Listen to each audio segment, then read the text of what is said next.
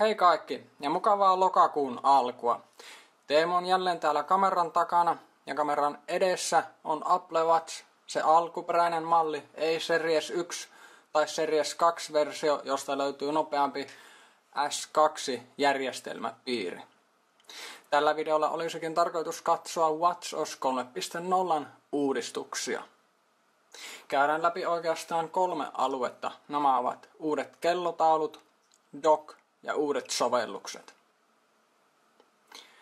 Aloitetaan uusista kellotauluista, joita on itse asiassa ainoastaan 3 kappaletta. Nämä ovat numerot, aktiivisuus ja minihiiri. Mutta todellisuudessa kellotauluja on oikeastaan enemmän, koska vanhoihin kellotauluihin on tuotu uusia ominaisuuksia. Ja esimerkiksi nyt nähtävä aktiivisuuskellotaulu on niin monipuolinen, että siitä saa useita eri versioita, kuten tässä seuraavaksi näytän. Kellotauluja voi nimittäin WatchOS 3.0 kätevästi vaihtaa pyyhkäisemällä. Näin. Tässäkin on aktiivisuuskellotaulu. Ja myös tässä. Eli samasta kellotaulusta saa 3 täysin erilaista versiota.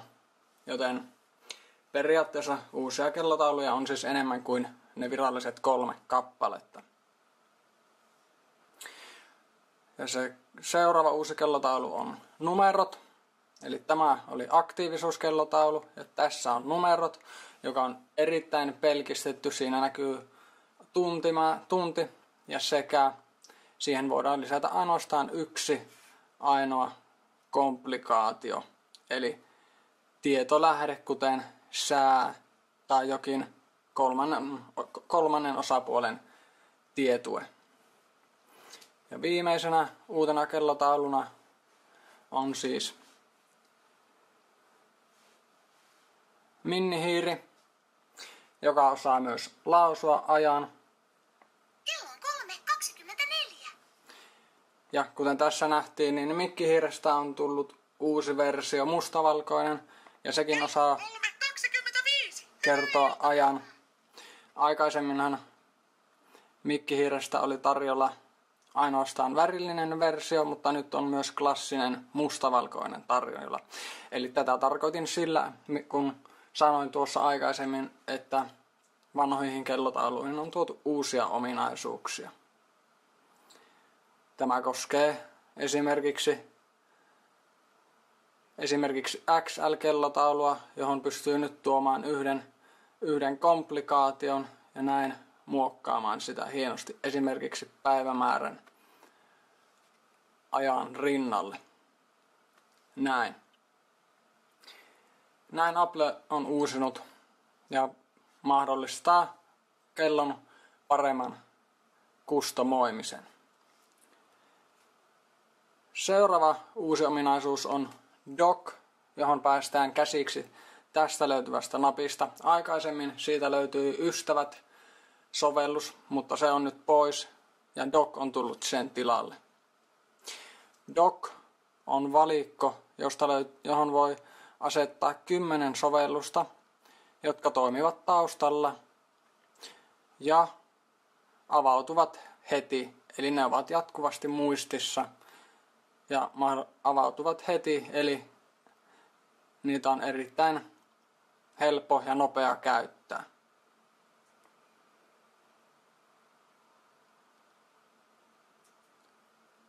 Näin. Jokaiseen sovellukseen pääsee siis nopeasti käsiksi. Jos jonkun sovelluksen haluaa poistaa, onnistuu se pyyhkäisemällä ylös ja painamalla poista. Emme nyt poista kuitenkaan mitään dockissa olevaa sovellusta. 11 näkyy sovellus, jota on viimeksi käytetty, mutta joka ei ole dockissa kiinnitettynä.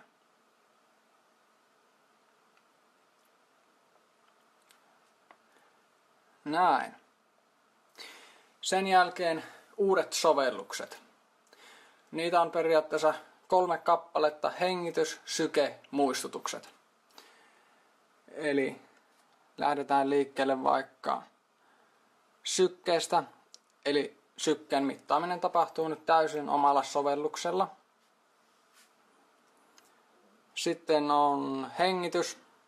jonka tarkoituksena on auttaa käyttäjiä rauhoittumaan ja ottaa pieni hetki päivässä hengityksen avulla rauhoittumiseen. Ajaksi voi valita 1 minuutista 5 minuuttiin. Sovellus antaa mukavan tarinapalautteen ranteeseen, joten sen harjoituksen voi tehdä myös täysin silmät kiinni, joka mahdollistaa entistä paremman rentoutumisen. Ja viimeisenä on muistutukset, joka taisi jo vilahtaa tuossa, kun katsottiin dokia. Eli se on erittäin kätevä ja synkronoituu iPhoneen sovelluksen kanssa. Tätä voi käyttää esimerkiksi kauppalistojen kanssa, tehdä kauppalistan iPhonella ja kaupassa ottaa kauppalistan esille kellon kautta ja naputella valitut tuotteet, kun ne on ottanut ostoskoriin. Erittäin kätevä ja aidosti käytännöllinen sovellus, joita kelloille tai älykelloille yleensäkin on vielä kovin vähän. Näin, siinä oli oikeastaan katsaus Apple Watchin tai WatchOS 3 keskeisimpiin uudistuksiin. Kiitos kaikille katselijoille ja palataan seuraavan videon parissa. Moi moi!